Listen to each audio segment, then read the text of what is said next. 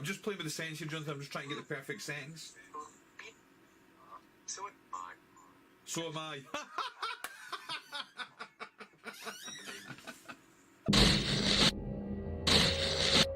Okay guys, so what we have here is the Scottish Paranormal Spirit Box app. Now, I spoke about this before. This is a new design. This was developed by Jonathan Garraway. He also works with some really good developers, people such as Mark Coltis, Pugster, who a lot of people know. You've got people like Dave Miller, and these guys really are at the forefront of development of devices and applications such as this. Also Mark Coltis, as many of you know, we use all Mark Coltis's boxes. We use VoxBox, ITC IP app, and this one is very similar to these kinds of devices that are being used. What I like about this one, and Mark knows this and Jonathan knows this as well, is we control the sound banks here. So we've got 4 sound banks here, which is populated with audio that I personally clipped. I snipped it. So what has happened is I actually took a few audio books that I wanted to use. I reversed the audio, so put it in reverse, and I sliced them anywhere between 150 milliseconds up to 300 or 350 milliseconds, mostly on the lower end. So put that in perspective, that's less than half a second. Now, why did I do that? The pure reason for that is I did not want any words inside this particular app. There is apps there where you can use that kind of setup, but for this one, I wanted snip bits, I call them, just small pieces of phonemes that somehow Spirit can take them and manipulate them and give us full words or phrases and sentences. So that was the reason for that. Each one of these sound banks has these snipped files in it. And what happens here is, this is a random sound generator. It's randomly going through the sounds and selecting them from these banks. And we can actually control here how much comes from each bank. So you see how we've got it around about the 80 mark here. This is what I like for my settings.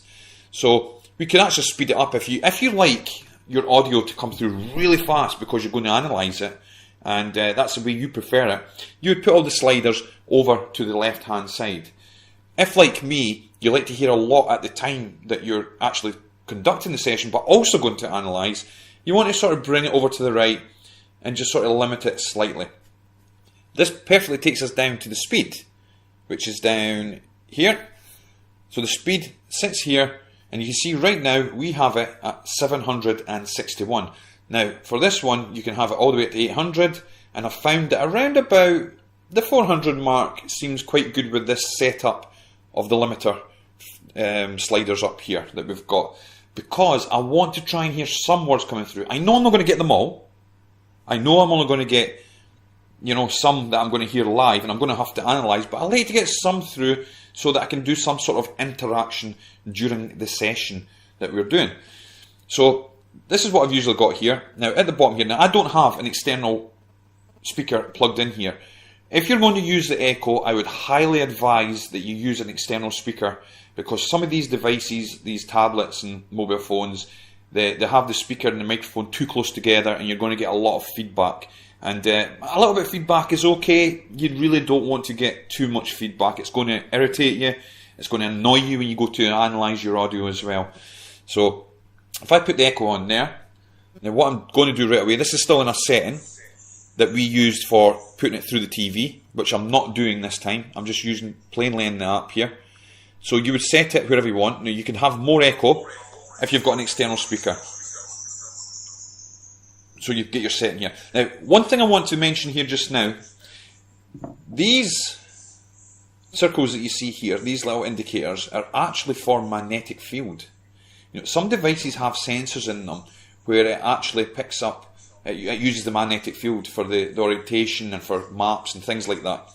And we could actually tap into this to see if Spirit could actually manipulate the magnetic field around your device. Now you're always going to get some sort of false positives coming through with that, but Mark Coltis is really good with his one. He's got a way that you could actually get the level of the falseness. and you could actually set it to a 0, and then anything above that that indicates would tell you that there's something going on with the magnetic field, which I think plays a big part in spirit communication and manifestation on some locations. This device does not have the sensor that we need for that, but we just used the Samsung S7, which belongs to my daughter. It does have it on there, and it was picking up some variations which were natural when we were using the setup for that. So you won't see these light up on here. On your device they may do it, some of the phones especially. If you get it working, great. If you don't, it doesn't really matter, because the main power behind this app is the actual audio and the random sound generation and consciousness, spirit, being able to actually manipulate and give us some feedback, interaction and coherence.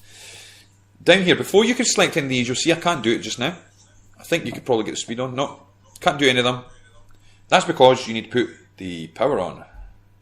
And once you get that on, you'll be able to, you see it lights up the speed, and you could set that speed. Now I'm going to put it in the slowest just now.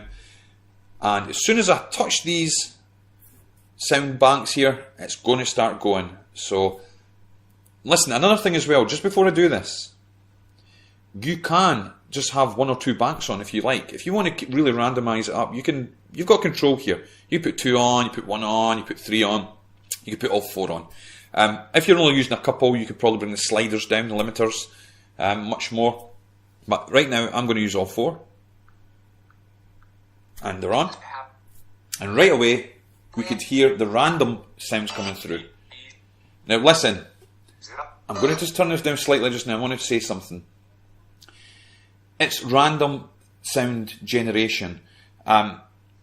What you don't want to do is, you're going to get some captures coming through there and some words, but you're also going to get a lot of randomness around those words. Don't try and use every sound in there to make your phrases. If you've got something like shh, listen, and then in between that you've got blah blah blah blah blah blah coming through from the randomness, don't be tempted to try and fill in the blanks. It's something that we try and do. It's like pareidolia. We try and fill in the blanks, so we'll try and say shh, you've got to listen. Or the other one that we could be is you may have a name, so you might have Ryan, and at the end you might have idiot, and you hear all the stuff in between. You think it says Ryan, you are an idiot, and you're trying to match all those words in at the same time. Don't do that. Just be really clear when you're doing your analysis that you get those clear words, share them, promote those ones as an actuality, not so much all the randomness. There is a lot of random sounds that are going to come out here. You are looking for coherence coming in. That is all you're wanting. You want the intelligent replies which are going to come to the answers of your questions, or about the history of the location, or connected to the people around where you're using the actual app or device itself. So I'm going to turn this back up. Hello? Let's see if we can use some echo. Hello? And that sounds like a hello there. So that could be a possibility. Do we have any spirit here that wants to help the viewers see how this app works?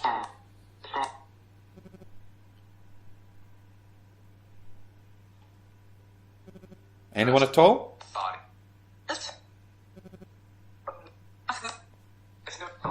Let's give it a little bit more echo.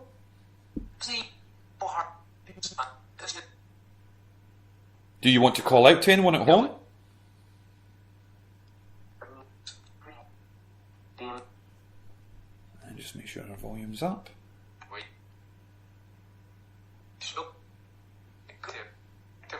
Is there anything else you'd like to say to us just now?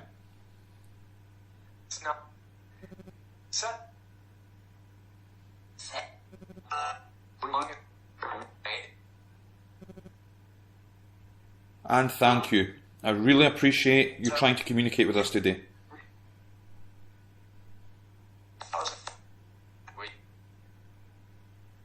And we'll just put it off like that now. As soon as you turn it off at the power, these will go back off again, and then you can get on with what you're doing. If you want to answer the question and then pop it on to get your answer, you can do something like that, I suppose. Or if you want to ask a question and then just plop two on them on and get an answer. It really is a fantastic device for to vary things to how you want to use it, so that you get your evidence there.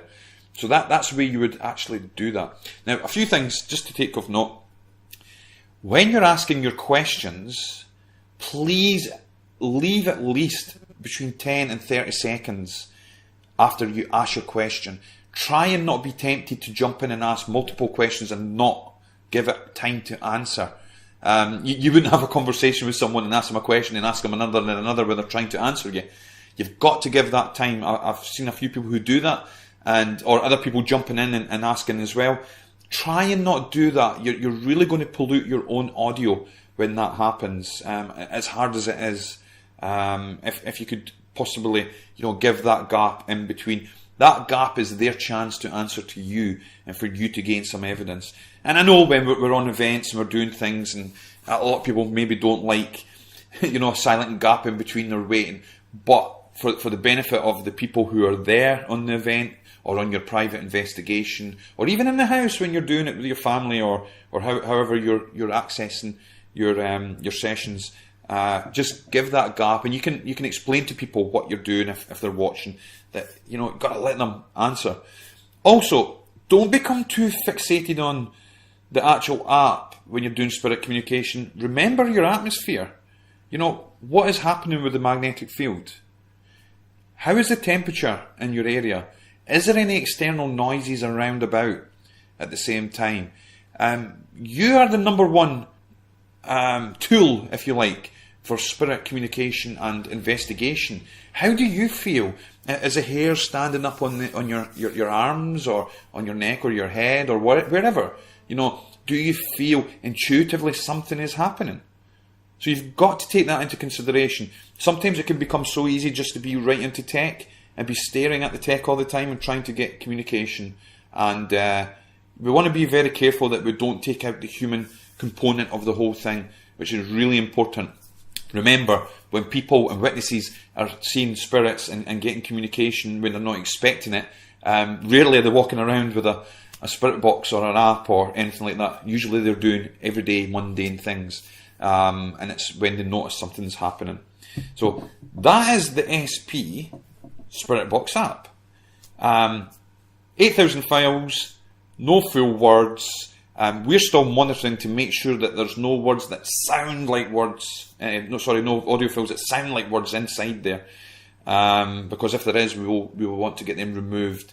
We want to make sure that this is a top quality app, no false positives, no pareidolia, and it's something that everyone, from public to the most serious researcher, can use on their location to do a little 5-10 minute audio session, and while they're digging deep into what is happening in their historic location, their haunted location, their home, or wherever they're using such devices. So I'm going to leave it there just now.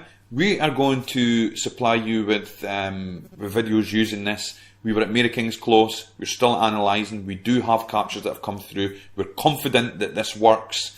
And it's just a case of using it over a period of time and seeing what happens. So thank you again, and more soon.